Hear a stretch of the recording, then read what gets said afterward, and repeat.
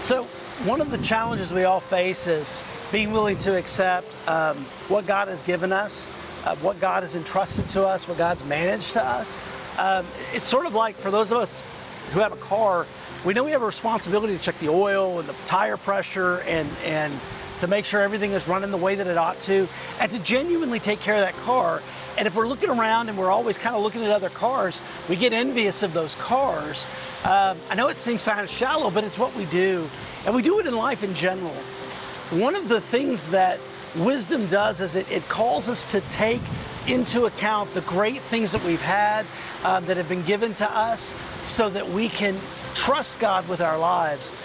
In Proverbs chapter 5, the author of Proverbs is talking to most likely young men about the importance of, number one, staying committed to their marriage, making sure that their wife is their primary focus, not women of the community, not images that they think that satisfy, that they're not to go somewhere else and get their fulfillment, but to trust what God has given them and to invest in that.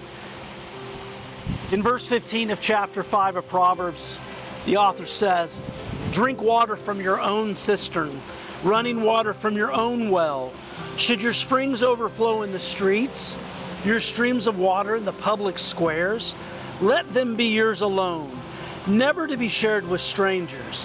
May your fountain be blessed, and may you rejoice in the wife of your youth." You know, one of the things about this passage is that it doesn't necessarily just have to apply to people who are married.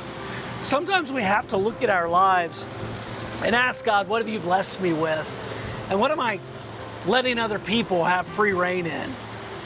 You know, for those who are parents, it's an encouragement to remember that our children are a blessing from the Lord, and we should be the ones investing in their lives, not other people.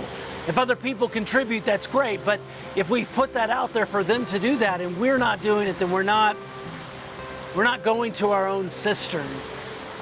For those who are married, it's a responsibility to invest in your spouse, to invest in who they are, and to get to know them, to remember that every day offers a new change in the lives of people we love.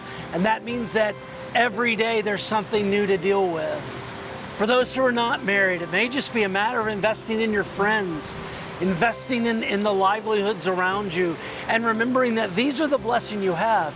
Don't long for something that is beyond your reach. It's the old adage, the grass is always greener on the other side, till you get there and you get the water bill. The reality is stay committed. Wisdom teaches us to stay committed to what God has given us and invest in it before anything else.